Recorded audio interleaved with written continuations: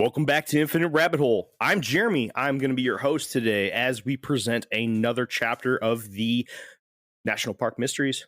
And this time we're on part 6, and we're going to be talking about the Crazy Mountain Range up in Montana. Now, we have one case today. That's a pretty good one. Talking to the guys already, Jake thinks he can punch holes in it. I am already sort of skeptic. I'm very interested in what he might be presenting because honestly, this is a head scratcher to me. But before we go ahead and get into our opinions, we got to bring everybody in. Today, with me, I have Jake and Jeff. Jake, how are you doing today, bud? Dude, I've had a hectic morning. It's been awesome. My pastor, he's a Navy chaplain. He's getting orders somewhere else, and he has a dog that they can't take with them. They already have 4 kids. He's going to be gone a lot in this next duty station because he's going out with some Marines and stuff. And they gave their dog up to the place that they adopted her from. We had her over here for a week or so. We were dog sitting for him and got along with our dogs.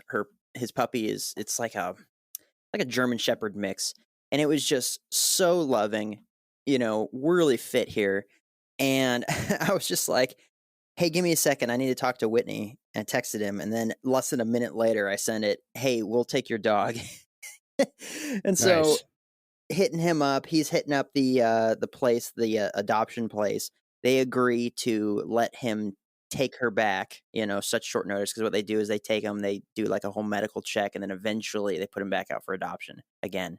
But they're like, yeah, we'll let you, take her back. And we understand the circumstance. And so later on today, hopefully, we'll be getting a call that he's got her, and we'll go pick her up and get her stuff and everything. And Whitney and I have been talking about getting another dog, so that's awesome. We're super super stoked. Nice, dude. That's Yeah. awesome. Hell yeah. Jeff, how are you doing today, man? I'm doing pretty good, buddy. I got a mild hangover, but I'm good. Kind of hungover? Good. I'm Well, good. you deserve this then. I want to make sure everything is nice and loud and Mhm. drawn out and a lot of quick, sudden sounds Oh, I got a headache already. and things you have to think about. And try to make a lot of thinking things go in your brain today. Make it think about things, dude. Here at Yeah. Infinite Rabbit Hole, if you show up to a recording and you're not at your best, we make it the worst possible experience for you. Yep. And I am now turning over the reins of this episode to Jeff. Oh. No, it's not that bad. Just a mild. Jeremy, you were sick like 2 episodes back, and you did all the talking. So I mean, it's only fair. I was. I don't even think I said anything about that. I'm probably gonna be like, why does he sound stupid?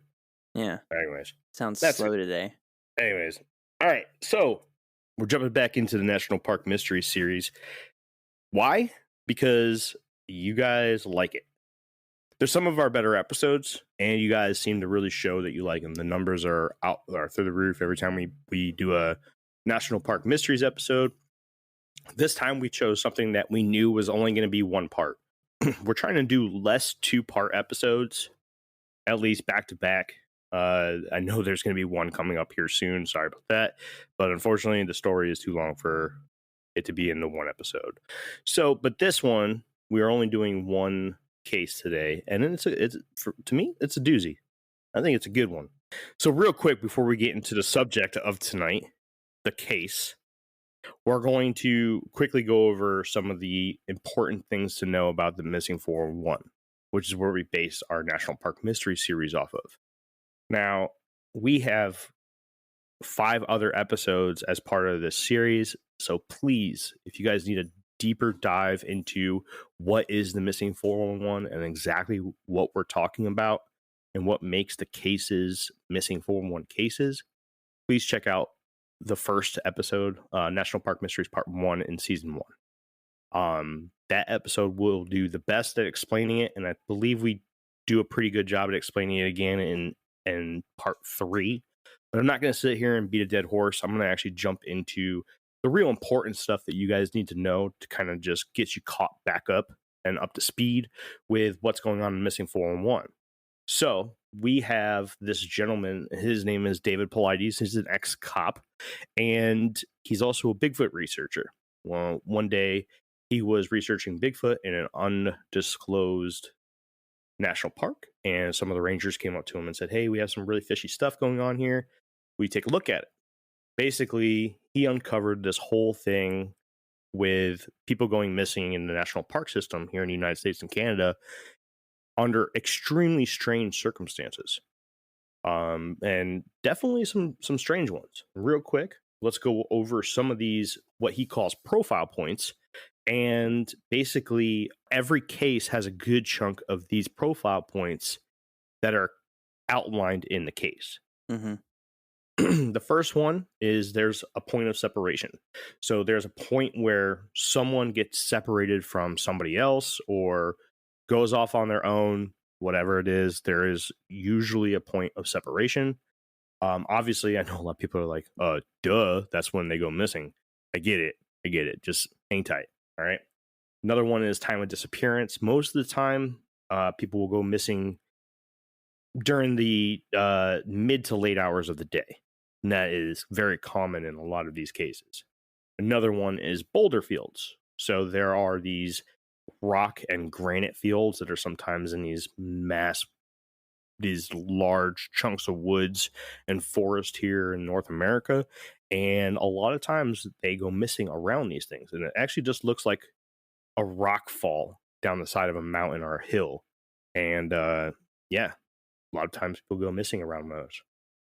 One other big profile point to remember is weather events. A lot of times a weather event will take place during the time that the person has gone missing or immediately after. And a lot of times it actually happens during the search too.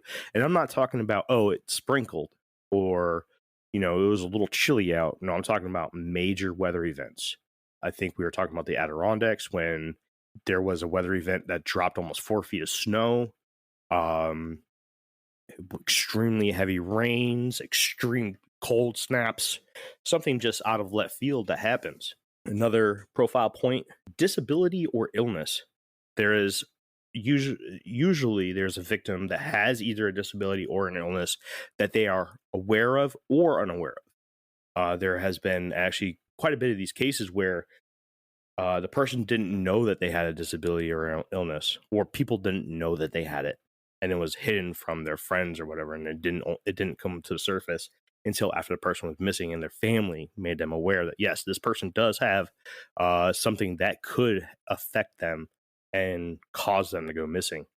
And then also there's a lot of times where someone has like a broken foot or a broken collarbone, something along those lines. I remember there was one case that we talked about where there was a guy who had a broken foot, and instead of going out hunting away from the camp with his friends, he stayed back and we walked 100 yards away from the camp and went missing.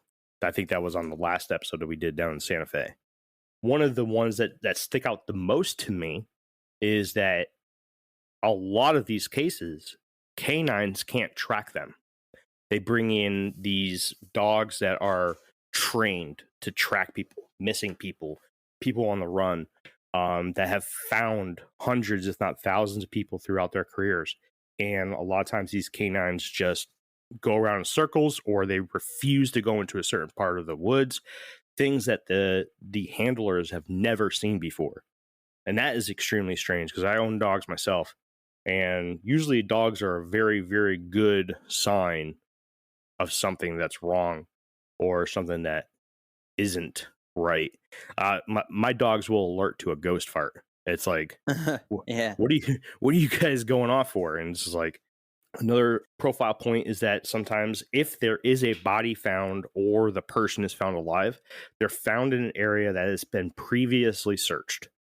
I can't tell you how many of these cases where you hear about this group that was set to search this one area. A lot of times these search and rescue missions, they set up a grid system, and this grid has been searched by one group, and then another group comes in and searches, and then another group comes in and searches, and then 3 or 4 days later, they're back in that area and they find something. They find a boot, they find the person, they find hair, blood, whatever it is. something's found. Another profile point is missing clothing. For some reason, even the ones that don't have to deal with hypothermia, clothing is found.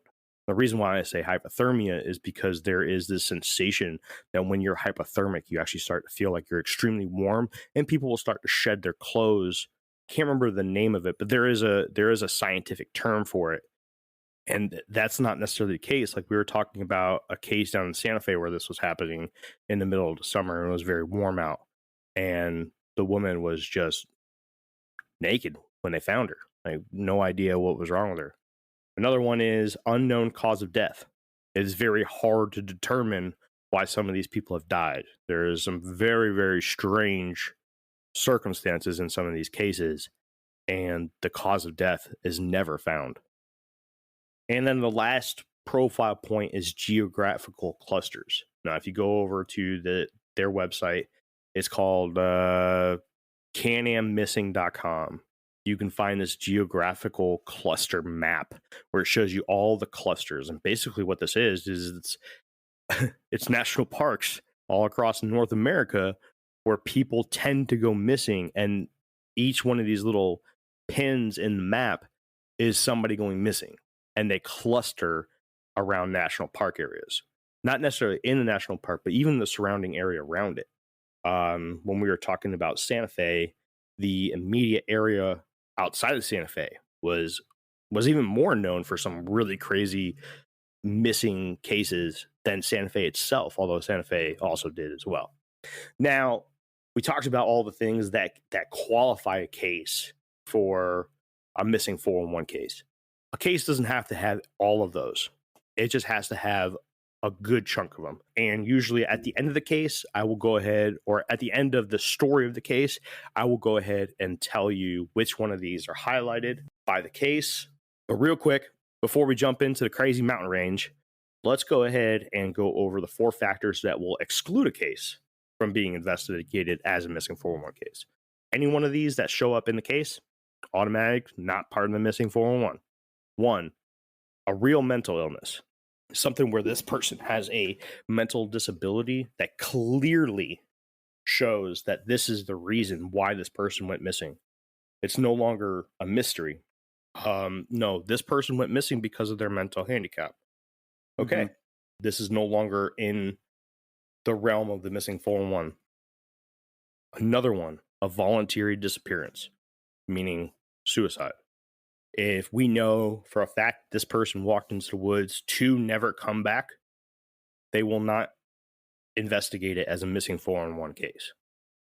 Criminal activity.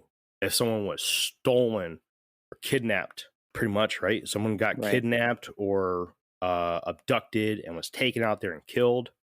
That is not a mystery. That person was unfortunately killed. Right. They're a victim in a crime. Right. And then the last one is signs of an animal attack. Again, this eliminates the mystery part of it. And there's no question this is an animal attack. So there's no reason to investigate it as any strange case or causing of the missing person. So any one of those 4, any one of these will eliminate a case from being investigated as a missing 411 case. All right.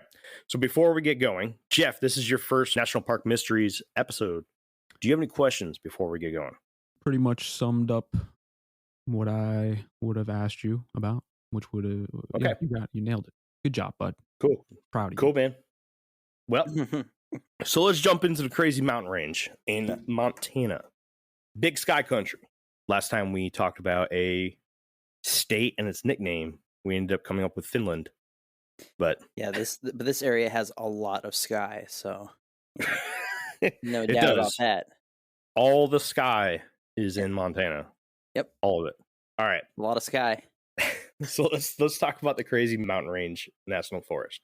It's about 235,000 acres in Montana, and it's not part of the Rocky Mountain Range. It's actually a little island of mountains by itself. Most prevalent animals or predators there are black bear, mountain lions, and wolves. People say that they've seen grizzly bears there, but there is no proof, and they're not listed as living in the Crazies. And there are many different theories as to how this small island of mountains got their name. The most popular theory is that a homesteading group were all massacred by a group of natives, except one woman who was out walking the paths at the foot of the mountain. And when she returned, she found her entire group killed, and she went crazy with revenge on the killers and fled to live in the mountains. So the name was given to this mountain range as the Crazy Mountains. I've come up with 5 or 6 different reasons why they were called the Crazy Mountains, but this was not only the most prevalent, but I thought it had the best story, so that's where I went. All right, so let's jump into the case of the day. We are going to talk about one Aaron Hedges. Aaron is 38 years old, and he went missing on September 5th, 2014, near Campfire Lake in the Crazy Mountains, Montana. He was a well-regarded hunter. He was someone that everyone knew as having a ton of experience, not only in hunting, but being in the actual area of his disappearance.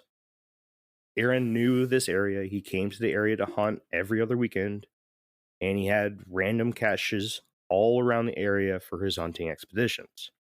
Caches, meaning, if anybody's not familiar, is a hidden bundle of supplies. So let's say extra ammunition, dried out food, or freeze-dried food, an extra t-shirt. You know, a lot of times people will dig a shallow hole, wrap it all up in a trash bag, throw it in the ground, and come back for it, you know, if they need it. And basically this helps you from having to walk more stuff out into the woods, you know, because backpacks get really heavy. Mm-hmm. So it actually, yeah. Is it pronounced caches or caches? Cache.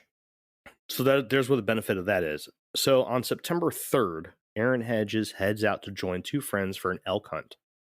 They were going to pack hunt, which means that they were going to hike and camp. And they had 2 horses and a mule. They had planned on a week-long trip out to Campfire Lake, and during their hike to the lake, the horses freaked out and caused a wreck where a lot of their gear was lost due to being damaged and wet. Aaron's most important loss that day was his sleeping bag, and all 3 men made it to Campfire Lake. Now that's a really important part because that actually explains why Aaron went to go do something that we'll talk about here very soon.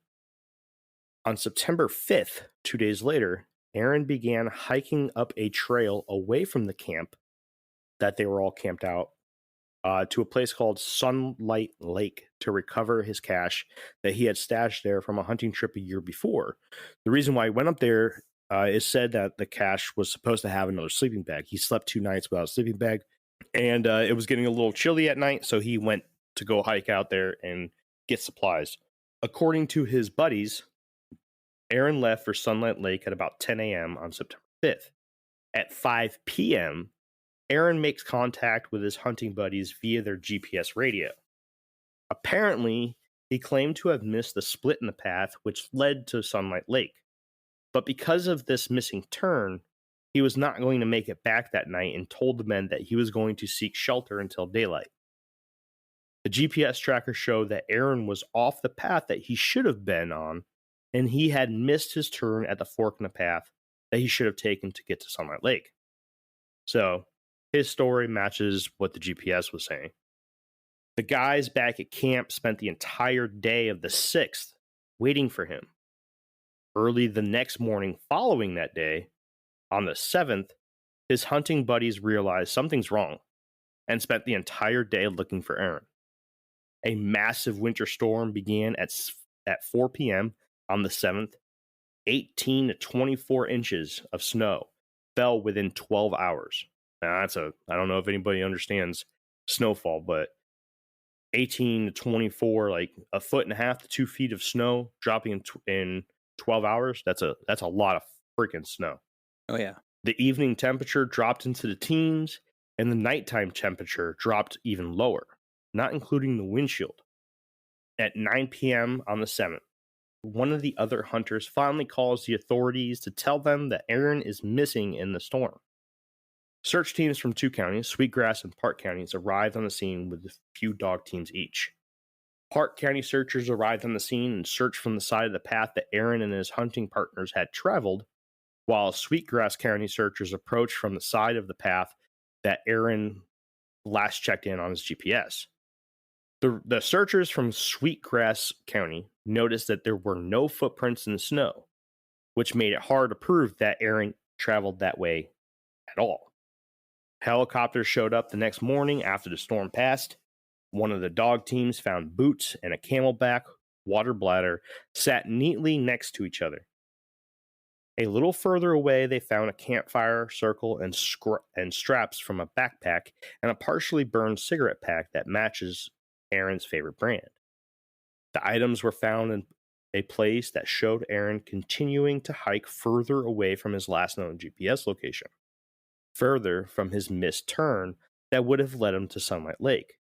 Interesting fact about the boots and the camelback was that they were found in an area that was searched on the previous day. The searchers who found the items were the same searchers that were searching that area the previous day. 2 days before the items were found, a team of searchers surveyed the same area looking for signs of Aaron, and nothing was found. Removing clothes and making irrational decisions is a sure sign of someone suffering from hypothermia. The search for Aaron concluded on the 22nd of September, 15 days after it began. In total, there were 60 ground searchers, 20 canine teams, and 2 helicopters as part of the search that ultimately failed to find Aaron. So, before we jump into the next part of this story, is there any questions or comments, anything that sticks out that you guys want to talk about real quick? So, when I was reading about this, I had read that he had, they found his boots, literally sitting side by side, placed nicely on a trail or wherever it was, I guess. I don't know if you came across that or not. Yeah. So You said the what? His boots. When he took his boots off, or when they found his boots, and they're sitting side by side next to each other. So in my mind, I'm like, if you're suffering from hypothermia, you're not going to take your boots off and set them all nicely down on the ground. Right. You're going to kick them off. You know what I mean? Shit. I mean, I get home and I kick them off across the house. You know what I mean? From what we're seeing so far, my point of view, I'm thinking that this is foul play. That's what it sounds like. Like somebody hurt Aaron in some way or abducted him and took his boots and put him down. Either that or he placed him down nicely as he camped out for the night in that location, but there was no signs of him camping out other than the fire. I mean, maybe he was sitting there trying to be warm, but that doesn't explain why you would take your boots off. There are some strange things here going on. I can always tie Bigfoot into this. It just sounds to me like he was signaling which direction he was going, perhaps, like depending on the direction. Maybe that his boots were facing. Maybe it'd be like a sign, like, "Hey, I'm going this way." Maybe. I wonder if they picked up on anything like that. That would have been interesting. I'm looking at these 2 maps that I pulled off of the movie, and it shows where their search area is and then where the boots were found. And I'm looking at the points of the mountain to determine if they had actually searched that area, because there's a huge blob where they searched from where the cache was at, and then to where his GPS location was at, and then went back down to where the camp was, right? It's like a big wavy V, pretty much, like these 2 trails. And then there's another blob further down, and that appears to be where his boots were found. And you said that they had already searched that area, and then they found the boots? Correct. Okay. Can you So that send just that picture? possibly blew a hole. Yeah, I put it in the drive, or not the drive, the chat. It would be really nice to see these 2 maps side by side. You can see right where the boots are, right? On that one where it says the boots are labeled here. And for those that are listening, if you guys want to see the pictures of these maps, they're going to be on the Facebook. I'll post them with the episode. They'll probably be in the comment section. Just look in the comments. They'll be right there. If you look at like the 1030 position, you see like there might be this other little area where they searched. It kind of looks like there's some red in there. You see what I'm talking about? Yeah. Right next to the ridge, you can kind of see the depth lines there, and then there's like this little brown circle. Then you can go onto the other map and you can kind of see that same thing, right? So where they found the boots is right at the tail end of that search area that you were just talking about, that one that's off by itself. Yeah. that's where it begins. You can literally lay these two maps over each other, and it's just it's this whole canyon. Well, okay, so it may not have ruined my my speculation as to what happened. Can you talk about it now, or do you need some Yeah, more? well, I can talk about a part of it. There was like 2 feet of snow on the ground. His boots are probably like only 8 inches tall. So if they were covered up before they were found, because in the movie they talk about that when they were searching and they found the boots, that the weather was a little bit warmer Mhm. and snow was melting. So if they were covered and they just didn't Yeah. see them, not necessarily that they walked through that area, there was nothing, and then they came back and then there was something. It could have Right. just been that they just didn't see them. You know, because I know that when there's search parties going on and there's deep underbrush and there's snow and stuff, they have these sticks and they probe, right? They probe as they go, because as far as they know, there's a dead body laying underneath, some foliage because a murder happened or whatever, or there's a dead body laying underneath all this snow and stuff. But they're just probing around. There's probe, probe, Mhm. probe, probe, probe. And although I think the boots would make a obvious, like, there's something here, because snow coverage is pretty even, right? It's not like it just dumps in like a 2 foot by 2 foot section. It's pretty even throughout. So all the rocks and the brush and all the logs and stuff, they make these like these hills and stuff in the snow, right? And so that would be something to look for. But if it was something as small as a pair of boots, well, that's obviously not a dead body. That's probably a stump. It's probably a rock or whatever it is. Then later on, a couple days later, when the storm ends, the snow starts melting, and then they're there, and it's just like, oh shoot, here's his boots, Mhm. and here's this fire pit with this burnt cigarette lighter or this burnt cigarette pack in it, and I know that it was Aaron's brand. So that I think that it was later uncovered while they're in the process of this search, because they said that it was only a matter of days from it going from being an absolute, horrendous blizzard outside to, well, now the sun's coming back out. Whatever that storm was, it's done and the snow's melting. Mm. So that's where I'm going with this. And as we get further into, what happened to Aaron, I'll reveal more of what's going on until I just blow a hole in it at the end. Love it. Yeah. What about you, Jeff? You got anything else? Not yeah. I got to You can keep going. You can keep going. Okay. All right. So let's move into the next part. 9 months later, 9 whole months at a ranch a rather far distance away, the father of one of the owners was performing maintenance on their property fence line when he discovered an orange hunter's vest in the shrubs.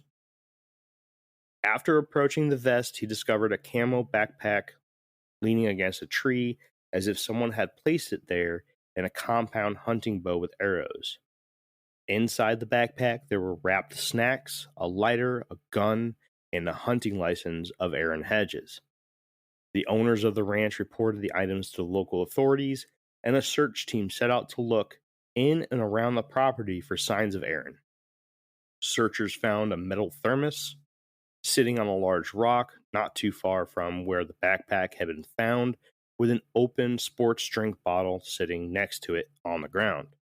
From this position, anybody sitting or standing on or by this rock would have been able to see a road and many different homes and buildings.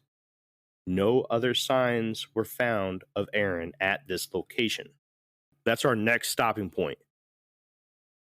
What else Mhm. can you add to this, Jake? So this is a distance away. This Yeah. is quite a ways away, and it's going to lead further into my final point. So I'm going to hold it for now. Okay. Jeff, you got any questions or concerns or bitches or gripes? I'm just wondering, like, he had a GPS on him, you know? Yeah. Like, what? I don't know if he had a GPS on him or that his radio showed his GPS location. I don't know if it's the same thing. They described it in the documentary. By the way, if anybody's wondering where we got most of our information from. There's a free documentary on YouTube called The Missing 411 The Hunted. This is one of the cases that they go over. So if you guys want to see a nice documentary of it, please check it out. It's really awesome, really good stuff. But in the documentary, they just described it as a GPS and radio. I don't know if it was a GPS or like what Jake was saying, it was radio with GPS capabilities that just showed his, location, or if it was an actual GPS where he can see like the area that he's in and all that stuff that help you with directions and stuff. Not sure exactly how or what it was that he had. He was chipped like a nano dog. trackers from the government. He's chipped like a dog. When they got him at the kennel, they put the microchip in his scruff chip so that they could find him later. So I'll move on to the very last section of this. I know this is a quick one, but we want to make sure that we got this all in one episode. A year later, so we've already passed 9 months after his initial disappearance.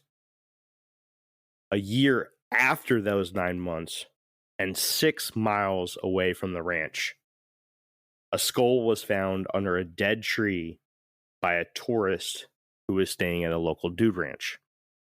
Authorities again arrived on the scene and found a pelvis bone, a jacket, and Aaron's cell phone. The remains of Aaron Hedges were found 23 months from his time of being reported missing, and 11 miles as the crow flies away from the camp at Campfire Lake. Now, real quick, before I unleash this to speculation and Jake blowing a hole in this a mile wide, let's go over those profile points really quick. The profile points that were in this case was there was a point of separation. The time of disappearance was supposedly correct, but we don't know exactly when he quote unquote disappeared because they went a whole day without communication from him. It was near Boulder Fields, and you see this clear as day on the documentary. It was near water. There was a river.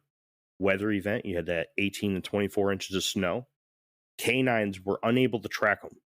One thing that I failed to mention was that there was a very prominent canine who had a very healthy career, very good, solid career in tracking missing people, who downright refused to go to this area up on a ledge. And that was nothing that he's ever done before. There was missing clothing and, of course, an unknown cause of death that obviously, because if you're at the point where you're just finding a cranial skull or a cranial cap and a pelvis bone, you can't tell what happened. The 3 that didn't make it as a profile point in this case, there was no disability or illness. There was clothing found in an area previously searched, but he was not found. So that's why I didn't add that to the common profile points. He was not found in an area previously searched, and this is not technically a geographical cluster for the missing 411. There are disappearances that happen in the crazy mountain ranges, but this is one of the lone cases, like the outliers, the lone wolf, where this is a strange case that has everything to do with the missing 411. 8 out of the 11 profile points were matched on this case, except for disability or illness, found in the area previously searched, and part of a geographical cluster. With that being said, who wants to start, boys? I want Jeff to start. Okay, fine. I'll start. So here's the thing, right? Yep. It's freezing cold. Okay. This guy is he's an experienced hunter, so he knows what he's doing. He's a woodsman, right? There is no reason in my mind why this guy would have taken his boots off.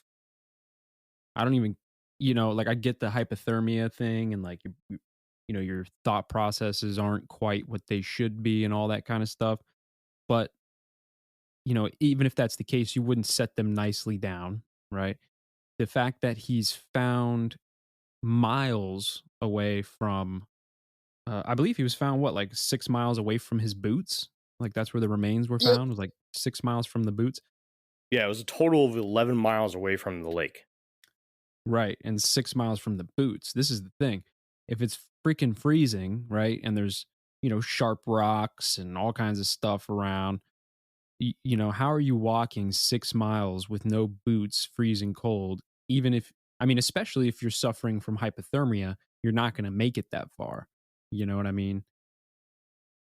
I don't know, man. I'm thinking that this dude was probably deleted from the simulation. You guys have heard this, right? Like where if it's almost like the simulation doesn't render everything. It's like a video game, when you go further and further, like in Minecraft or something, it renders as you go. So I'm thinking to myself, Everything's in like, stasis. right. So he goes off into the wilderness and the simulation just isn't rendering where he's at. So he just disappears because there's nothing there until a year later when, I don't know, the simulation finally rendered where he was and there's his remains. Some weird shit. Dude, I am so fucking happy that we added Jeff to this team. I needed to add somebody like you, dude. This is great stuff. I love it. Love it. Don't agree with it one bit, but I love it. Or pocket dimension, maybe he accidentally stepped into a pocket dimension. Man, now you're taking my thing. Jeez. Oh, okay, my bad. Yeah, well, go ahead. Stay in your fucking lane, Jeff. No, Well, how am I supposed to? I believe can't in the real read your world. mind, Jake. Can't you? It's a simulation. If he was killed by a bear or something, we would, they would know that, so. Dude, he would have been eaten right there and then. That bear's not dragging him 11 miles to go eat him somewhere else. That's bullshit. Right. No, I actually would like to go first before Jake because Jake promises this to be a big ordeal. Oh yeah, I'm very confident in what happened.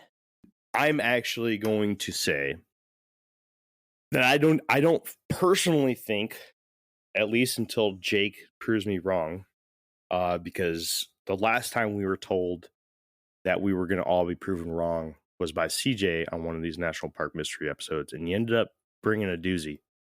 So take a listen to the Santa Fe episodes. It's 2 of them, and find out what CJ ended up saying. It actually makes a lot of sense.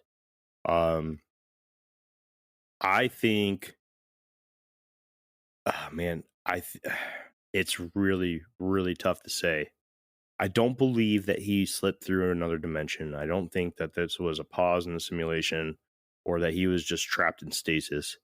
I hate saying it, but I'm just saying this as a possibility. Okay? As a possibility that makes too much sense. The Bigfoot got him. I have to say that this case actually really reminds me of the Albert Ostman case. And if anybody's not familiar with the Albert Ostman case, I'll give you a brief summary of it because we're going to dive into this really heavy one day. But Albert Ostman was abducted and kidnapped by a small group of Bigfoot. And yes, I know. I'm the Bigfoot guy. I freaking called it. I was the Bigfoot. Man. So, well, I actually have 2 cryptids this could be. Is that the one? That's the one where he was in the sleeping bag, right? And he fed the tobacco to the male. Yeah. In that story, they took his shoes off and they were interested at the shoes because, they don't have covered feet or anything. This sounds like he could have been kidnapped by a Bigfoot. I know that sounds extremely woo-woo. I'm just trying to come up with anything that makes sense because, like Jeff was saying, taking your boots off and hiking 6 miles with no boots on in the snow, in melting snow, which is super wet, doesn't make sense. It just doesn't. And then you get to a point where your stuff is sitting next to a farm, next to a road where you can see the town from. You can literally see the town in the distance from this rock or the stump that all this stuff was found on. Doesn't make sense. And this was 9 months later that his stuff was found. Not saying that that's where he was 9 months from then, but just saying that he was there at some point. He could easily have made himself home by going to knock on the door of the farm or walking on the road towards town. Now, if a Bigfoot were to come and grab somebody, I have no evidence of this whatsoever, but there are these cases sometimes where people will say that a Bigfoot, if someone had died or something, like a person had died, a Bigfoot will place their clothing down or their possessions down close to civilization. So, for example, let's say that he got abducted by Bigfoot, and the closest after he died in the custody of these creatures, he died, and they took his possessions and gave them back to us as the humans, the early human race.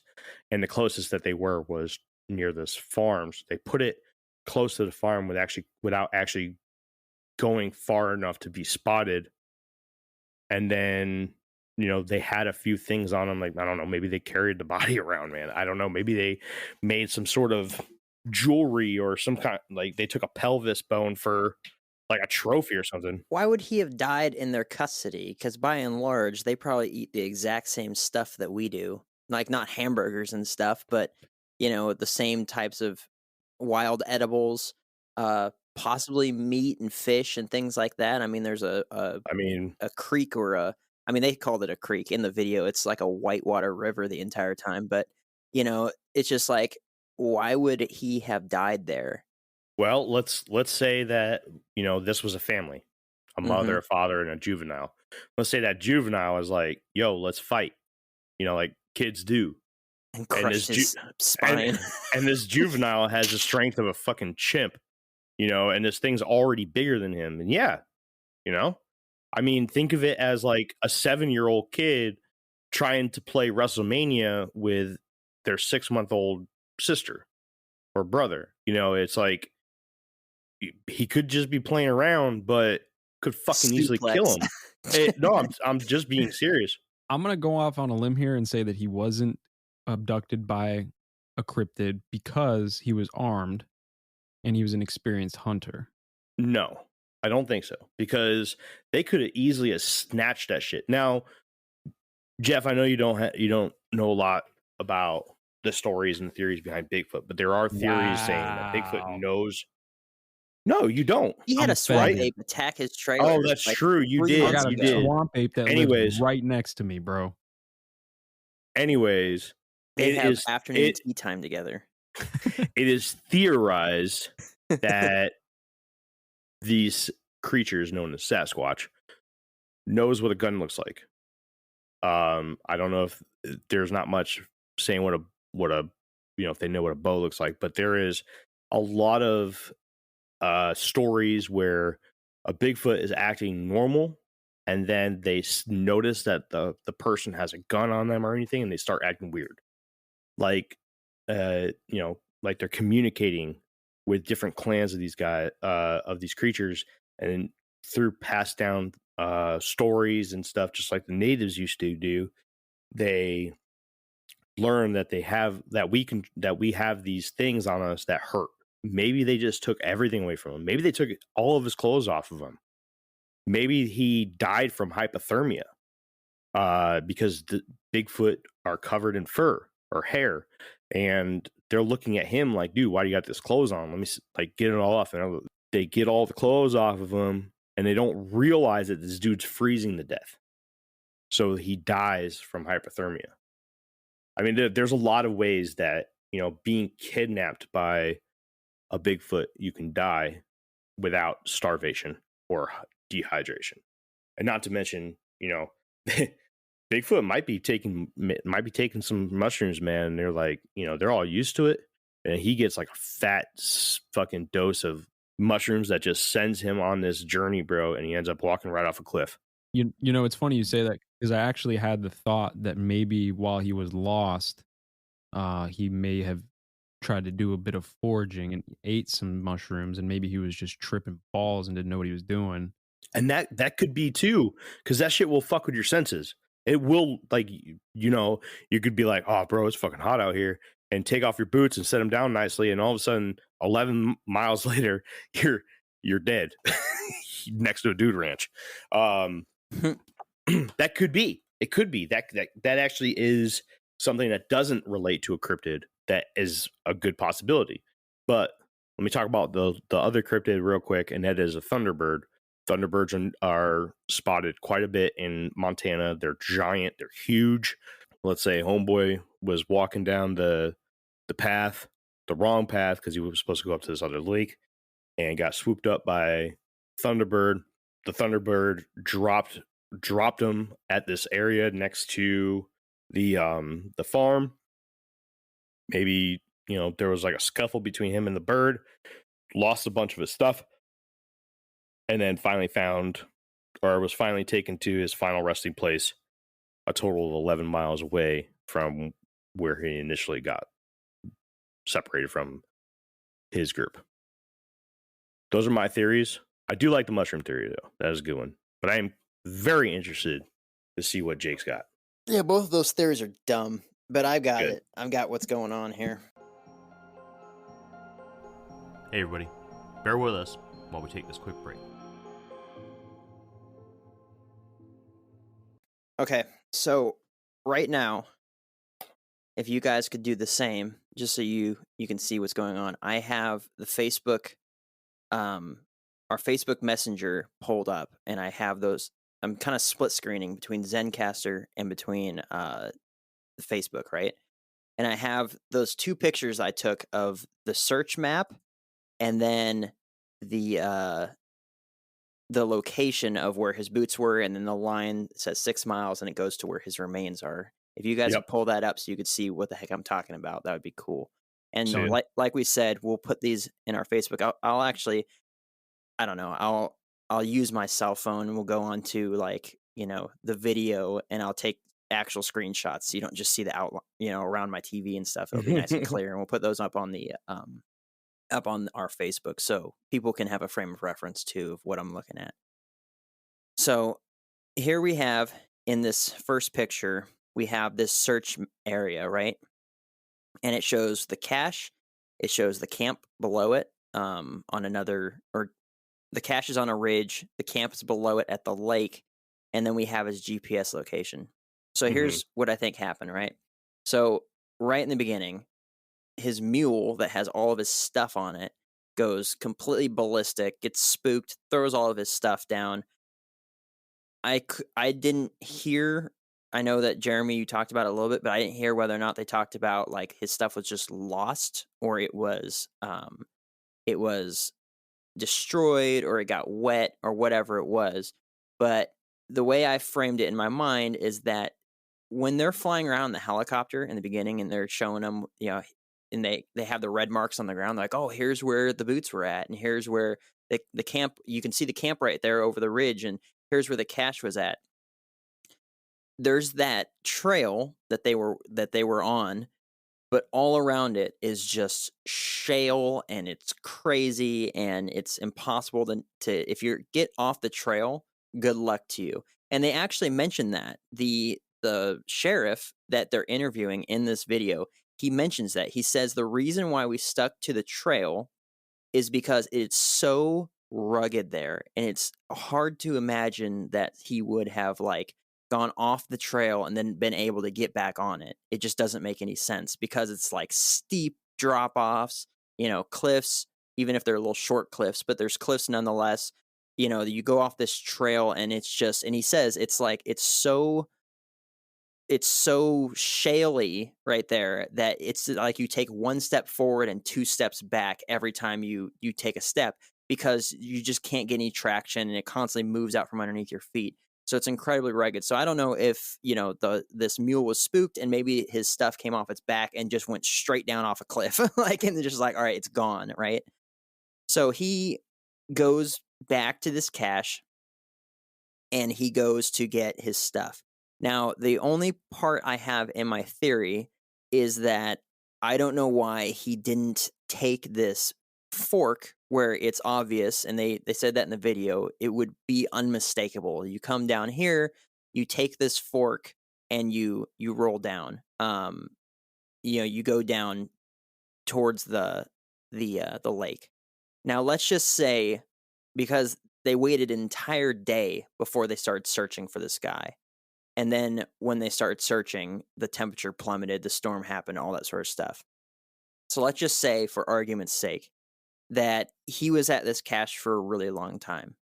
Like, to where, and we're looking at this map right here, and if it's as rugged as they say, and this is actually a pretty fair distance. This isn't like hey, you're just gonna walk over this hill, here's your stuff. It's, a couple hundred yards away. This is like a few miles, right? Real So quick, he's getting that camp is at Campfire Lake, right? right. Okay, go ahead. Sorry. So I'm looking at these two mountain ridges right here, and I don't think this is some easy, a couple miles, whatever. I think this is probably 5, 6, 7 miles, right? Maybe. Like this distance between the cache going all the way down to that fork and then rolling back down to the camp is probably quite a bit. And if it's as arduous as they say, as far as the trekking goes, maybe it took an awful long time, right? By the time he got to his cache, got the stuff that he wanted to pull out of it, that he's like, all right, a new sleeping bag, a new, whatever, a change of clothes, whatever it may be, the stuff that he had in there that he was going to replace, a tent, by the time he comes back down to the fork, it's too late in the day to decide, hey, I'm going to go and risk walking this narrow path down this ravine to get to this lake.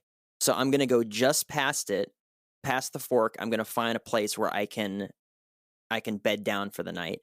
And I think that's where his boots were found. Or, because it was later in the day, he missed this fork entirely, because if you look in this first picture where it has the location, the GPS location, down past that, and you see that in the next picture, is where the boots were found. And there's this point. But right there, there's also a fork where it goes down to another lake. There's a little lake down there.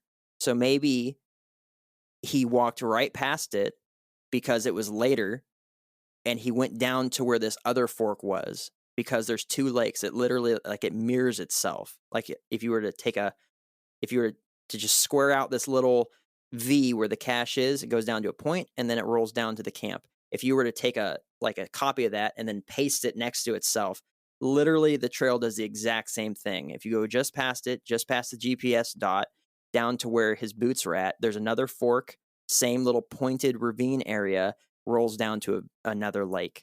So I think that maybe he had just walked past it, or he had gone down here to camp out. Maybe it was off a ridge, it was away from, wind, whatever it may be. This is, the theory that I have. So the boots were taken off intentionally.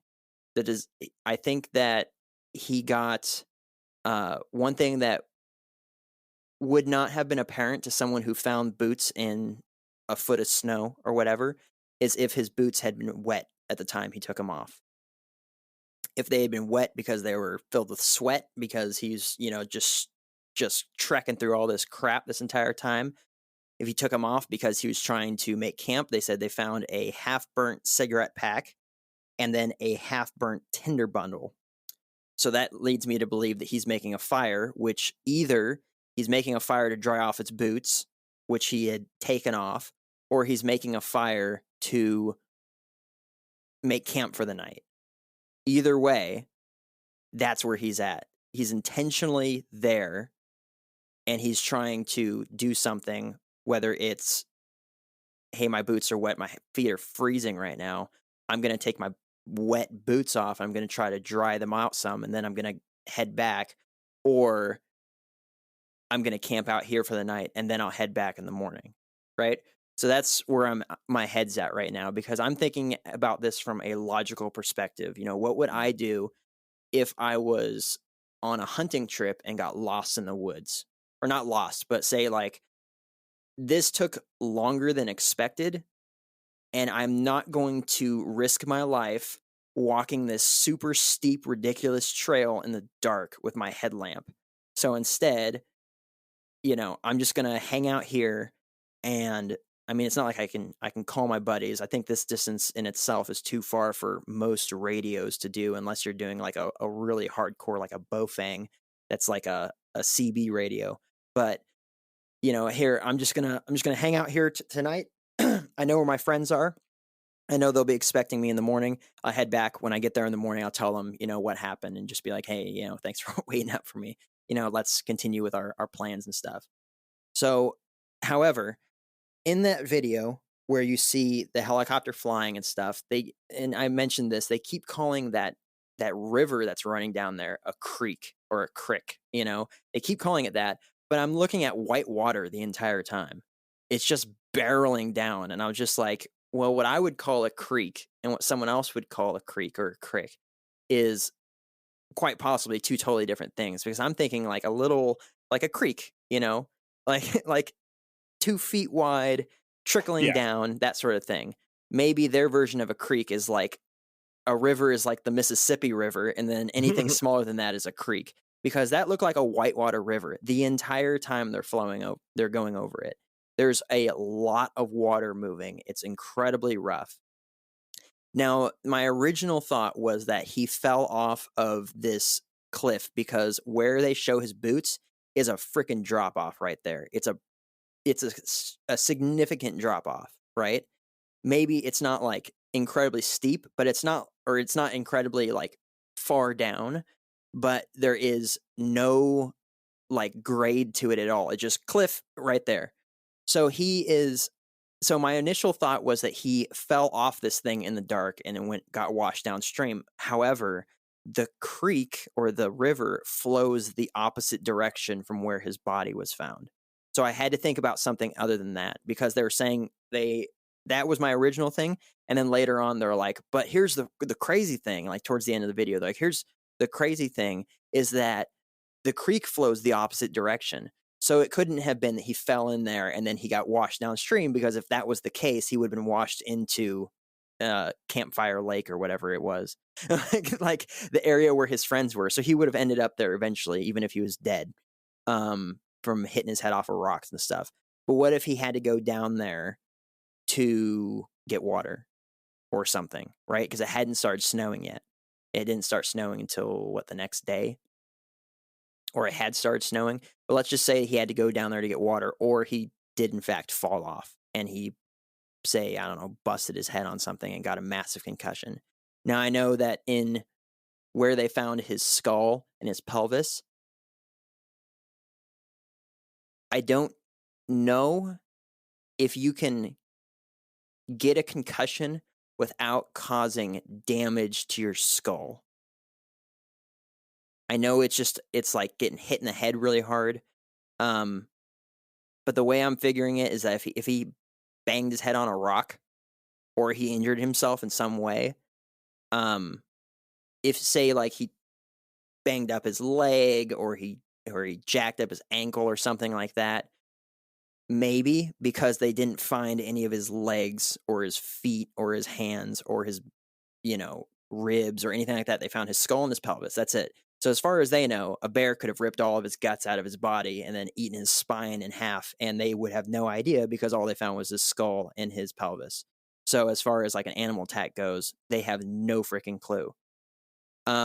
But I'm not going anywhere with an animal attack, but I'm just leaving that as a frame of reference. So if he had injured himself pretty terribly by, say, like falling off that cliff and just snapping his leg, then he would have been in quite a pickle, and it wouldn't have been apparent to any medical professional, because none of his legs were found, right? None of his femurs were found, his, nothing else except for his skull and his pelvis. Mm-hmm. So let's just say that it was something along the lines of that. Say he fell off that cliff, or on his way down there to go get water from there so he could, boil it in his little thing that he had, his little thermos that he had. Whatever the circumstance was, he injured himself. Now he's in a position where he's on this river, and he could either go whatever this distance is, through this rugged terrain, back down to the camp where his friends are, and then go all the way back up this trail and roll out the way that they came, or he could continue down, going against the river to this area where he knows there's farms and there's people there. And that's where you go into the next picture where it shows where his boots are. And then there's 6 miles and there's where his remains are. And they said from where his remains are, you can see farms. If he was as familiar with this area as they say, then why wouldn't you think, I'm going to take the easiest route possible? I'm horribly injured. Let's just throw the concussion thing out. Let's just say he broke his leg or he's really badly messed up one of his ankles or something or snapped an arm. And he's just like, I could either go double back 20 miles and then have to hike out again from this location where this lake is, or wait for a helicopter to come in and get me if we're able to signal for help using our apparently super high-tech radios, or I could follow this river down, 5-6 miles, and I know that there's farms down there and someone has a landline and they can call for help. So continuing with my theory, he follows this river because this trail follows this river. It's at the bottom of this ravine right here. It's up on top of him, and down below that is this river, and he's following it down there. While he's making this trek, and I don't know, I think that people sometimes get this like idea in their heads that like 6 miles is some crazy distance. Like I did a 3-mile hike a couple months ago up a mountain that was at like a 70-degree angle. It was nuts. And it was incredibly difficult, but I did it in an hour and a half. It really didn't take that much time. And it was like the ground would move underneath your feet and you'd slide, and it was dirt in some places and gravel in some places. Like it was pretty crazy. This place is like 5 minutes from my house, driving. It really isn't that crazy of a distance. Maybe it takes longer if you like hurt yourself and maybe, climbing over rocks and stuff in like a precarious sort of like river scenario. But it wouldn't take that crazy amount of time. It's not like, 6 miles on, rocky terrain, man, that's going to take days. It really isn't like that. Anybody that hunts and like actually has to scout for their kill, they may walk that distance and pack out their kill in that distance in a day or two. Say they have to leave it for the night and then they come back the next morning, grab their kill, they quarter it up and then they pack it out. It's not that big of a deal.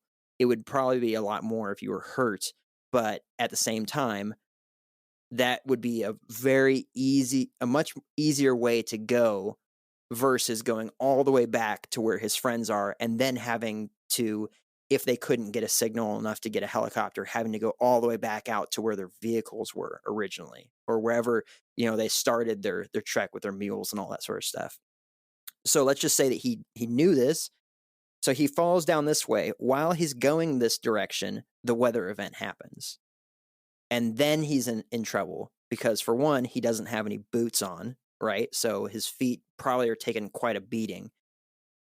He doesn't have any of his, he doesn't have his sleeping bag in his tent or anything like that because that wasn't found originally, or it was, or did have it and he lost it when he got into the river. I don't know, because he went up to his cache, but they didn't say that he really had anything with him when they found his backpack besides the phone and his gun and all that sort of stuff, right?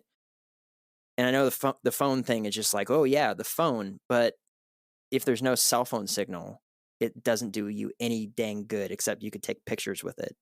And if it gets soaking wet, whether from snow or from, a river, what good is a cell phone going to do for you? As a matter of fact, in the video, I think they said that they couldn't pull anything off of his phone. Like, and that could have been because of the duration of time that his stuff was out there in the elements, that 1.5 to 2 years before they actually found his remains. Or it could have been an initial because it was banged up or because it got wet initially. So there's really no frame of reference there as far as like why they couldn't access his phone at all. But so he goes to this area through this weather event. Now he's in a pickle. Now he has hypothermia. So the way I'm figuring it is that this has all happened in a matter of days. His boots recovered by snow. They later found them on that ridge right there.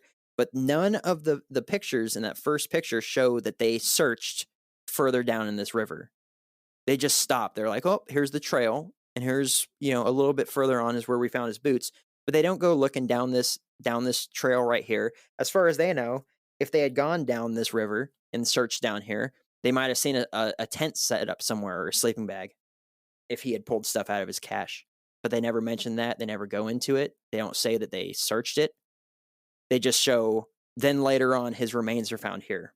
So let's say that he has to hike along this river during this weather event. Now he's hypothermic. They say it dropped from like the 50s, which was, as the sheriff said, relatively warm, down to the negatives. Now he's in some deep crap because now he's hypothermic, right? And it does not take long to succumb to hypothermia. I think when they found his thermos, he probably was trying to hydrate himself and warm himself up, maybe. But I think that he eventually walked over to where they said, oh, you can see the ranch from here. You can see houses from here. I think that's where he died. I think that he succumbed to hypothermia just before making it to safety. I think they say that 80% of your body heat comes out of your head. So if you're really cold, you should definitely have a hat on. But there's a significant amount as well that comes out of your feet. And if your feet are exposed to the elements, that it will just sap the heat right out of your body. So if he has no shoes on, maybe he has socks, but let's just, you're walking down a river, those socks are toast. I think that he just couldn't maintain his body heat. He almost made it to safety, and then he died. And in that span of a year to 2 years, they said it was like 9 months, and then another year later, 9 months later, they found his backpack, I think, and his thermos and all that sort of stuff, or maybe he set it down against a tree, and now not thinking clearly, he keeps walking, and then eventually he just falls over dead. And then a year later is when they find his skull and his pelvis. So I think in that time frame, there might have been scavengers that ripped his body apart, and the only thing they left was his skull. You would not be able to see if a scavenger ate someone's body. Say they didn't touch the skull or the pelvis, but they just destroyed everything else, right? Or they, being graphic, ripped out his intestines and stuff and all kinds of stuff.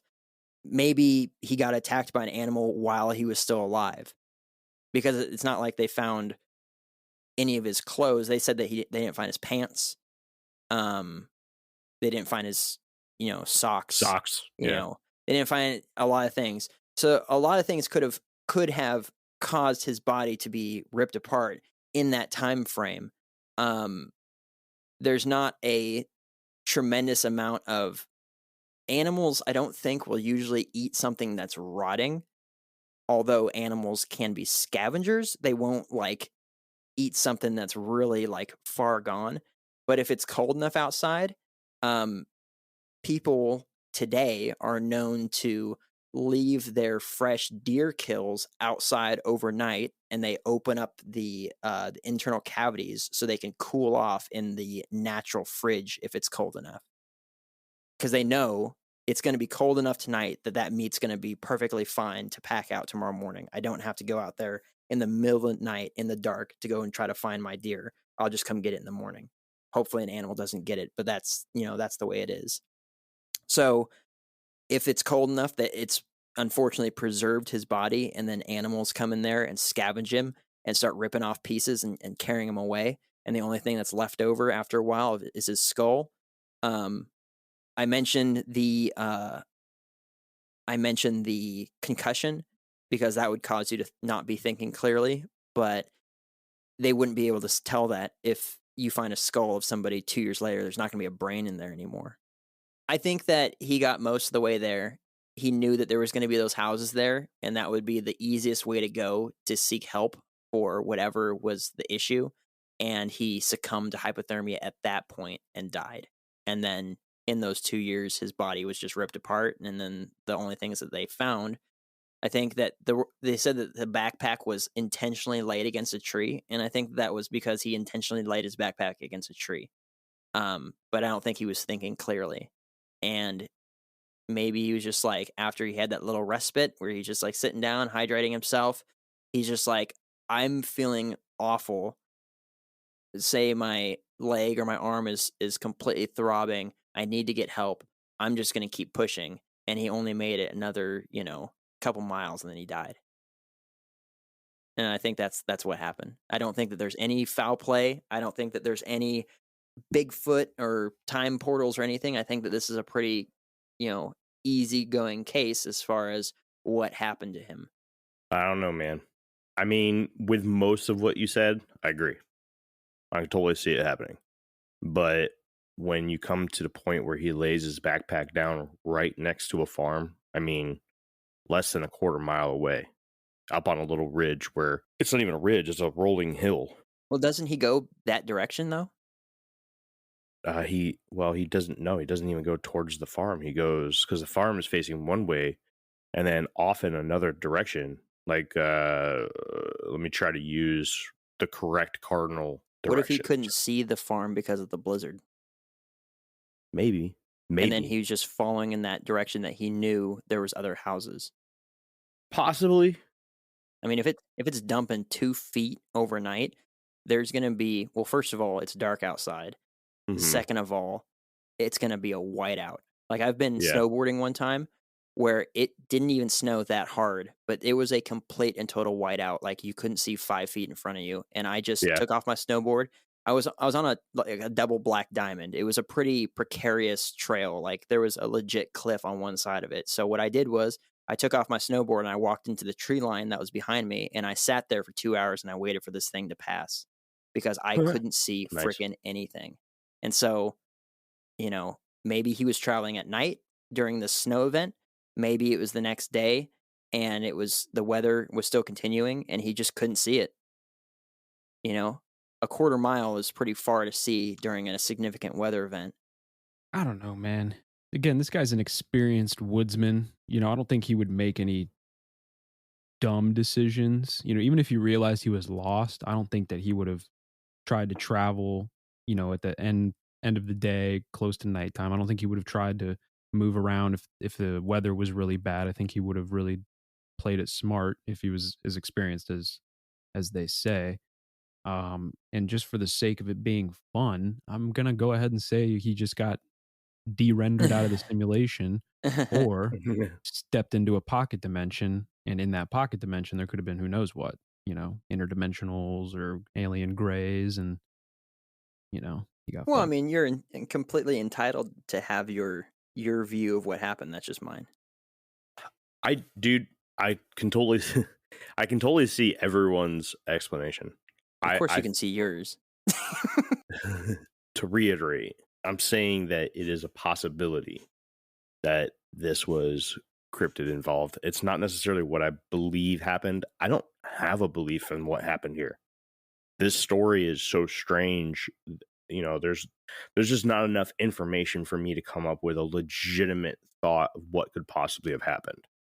Jake, I think most of your story makes really good sense, but the problem is that with everything that you said, and then we talked about the area near the farm where he left his backpack. It was, well, okay, he was that close to the farm. Then you have to come up with an excuse why he didn't see the farm. Then you have to come up with an excuse why he went upriver instead of going downriver. Well, this is a speculation. I mean, no, I'm absolutely looking at real world things and what I would do. Yeah, no, I totally get it. I just think that I definitely will be the first to say, and I'm sure you guys can all agree, that every single one of our explanations is a stretch. Yeah, there's holes. And there's holes in all of them. There's holes in any explanation that I've read about when it came to this.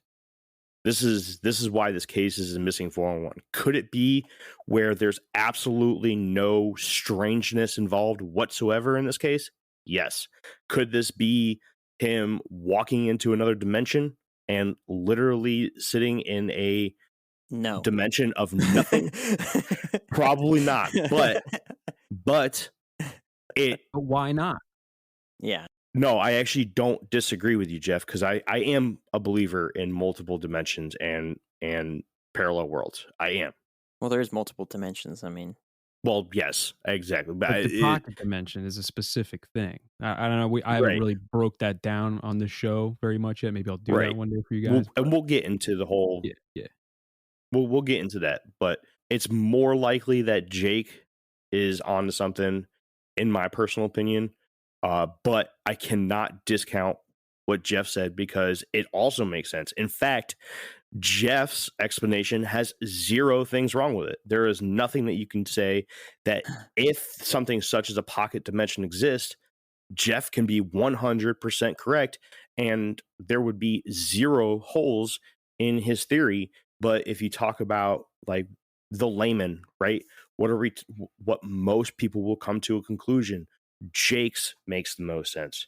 And then you have that guy who thinks Bigfoot is the one that stole, the guy. And honestly, personally, I think I'm the crazy one here and I don't make sense.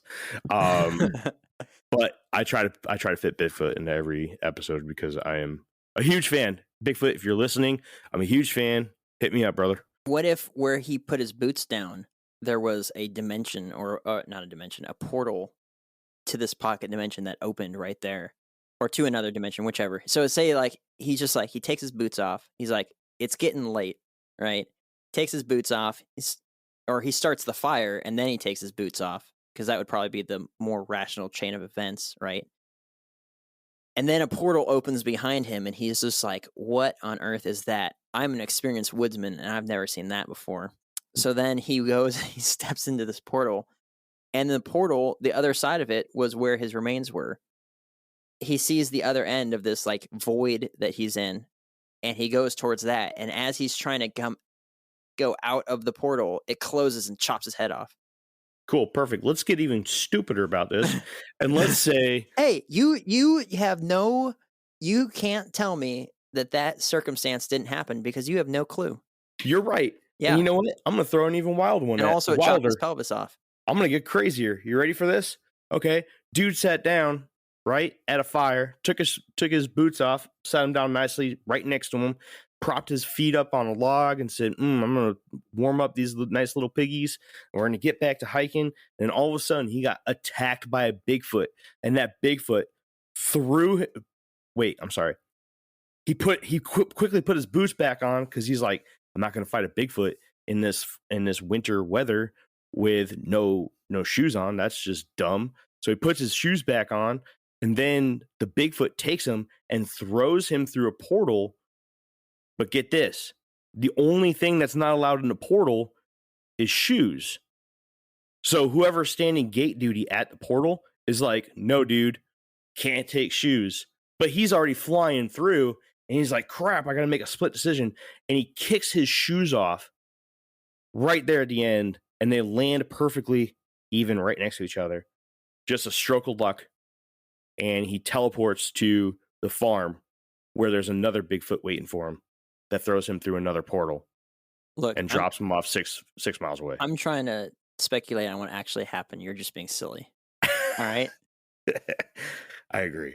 I do like the Thunderbird idea, though, because I do believe that there's probably giant birds out there. I don't disagree, but we're going to save that because one day we will do a Thunderbird episode. But here, I'm just going to do a very brief explanation on this pocket dimension. It doesn't have to be a portal. You could literally be walking through the woods and walk through into a pocket dimension and have no idea that you did, right? Like there's nothing different. Kind of like in that movie Black Panther, how they had like a force field around the city, right? Mm-hmm. And it just looked like more land out there. You know what I mean? Mm-hmm. It was like invisible. Mm-hmm.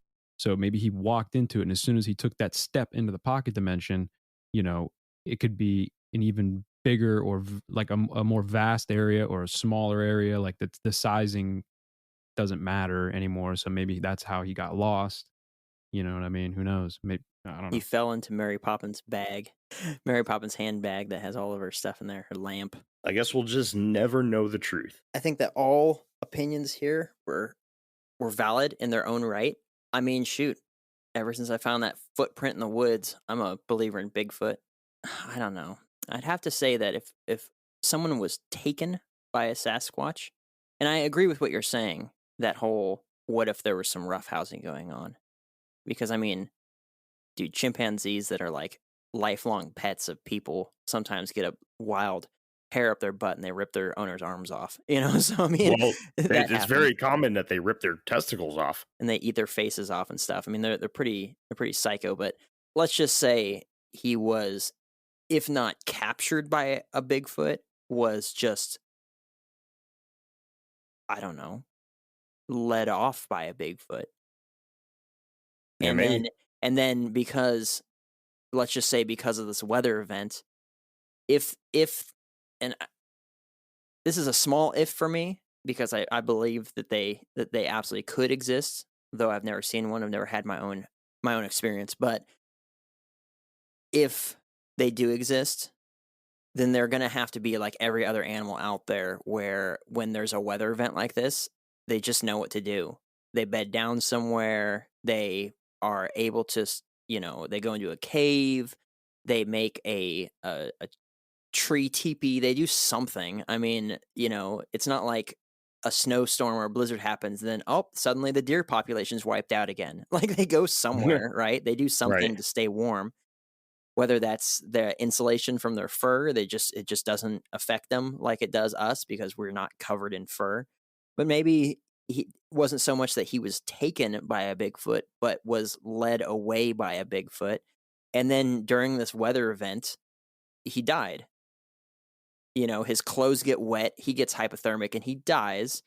Versus the Sasquatch, which has the insulation in its hair and the body fat to sustain itself through harsh conditions, and then he's ripped apart by the young Bigfoot, And then thrown through a portal that doesn't allow shoes. I mean, it's possible. It's Listen, unless there was someone recording the whole thing, anything is possible. Maybe That's he just true. ran off with his new girlfriend and he faked the whole thing. That's one of the major theories. It is. But What's that? I mean, that he ran off with a new woman. But then they found his dead body. Well, maybe he paid off the coroner or whoever did the Either that or her husband found out. I need a skull with exact dental records to match mine. No, you don't have to do that. You just tell him to fake the report. Like, oh yeah, that was him. Here's $20,000. Make sure that's the thing. I'm running away. $20,000. I was be like, $20. Here you go. 20 bucks. Does anybody else have anything to put out? Is this it? Because we could speculate for days. I think that's pretty much it. I don't really got much more than that, to be honest. Okay. All right. That's it, everybody. What do you think happened to Aaron Hedges? Stop by our Facebook page, send us an email, hit us up on any of our social medias, or go to infiniterabbithole.com. Did we leave anything out? Do you know any additional information that can help us solve this mystery?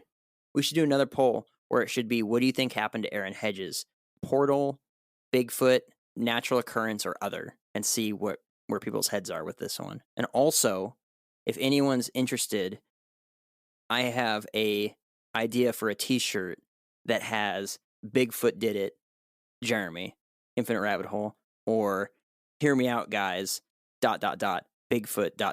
Jeremy. That I'm gonna try to drop on the store because it's his line.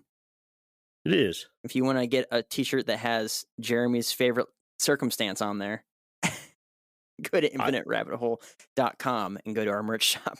I'll be there shortly. I don't think that Bigfoot is evil, not in one bit. I think that there are curious beings and that sometimes accidents happen. I mean, there have been people that have been killed accidentally by gorillas and chimpanzees. And then, I mean, there's also been people that have been killed purposely by gorillas and chimpanzees too. But I think that some mysteries in this world, not all, some mysteries in this world can be solved by the recognition of Bigfoot as a species. I do. Anyways, I'm not going to keep you guys here any longer. Go check out infiniterabbithole.com. Check out our merch shop. Got some awesome t-shirts in there. The fabric is awesome. Mm-hmm. Just don't buy the enamel coffee mug. I'm going to take that thing off. It's horrible. Really? Yeah. It's one, it's tiny and it's already starting to stain on the inside. And I've drank coffee out of like 4 times, and it's like I'll send you guys a picture later. Like super stained on the inside now, and I wash it instantly. Just not a very good product. I'm gonna take it off the shop. So yeah, don't get that. In case I I forgot, wore my don't neck do gaiter that. at work all day yesterday, and it was awesome. Yeah, Good. nice, dude. Hit us up. Let us know what you think happened to Aaron Hedges. Also, let us know what you think about the National Park Mystery Series.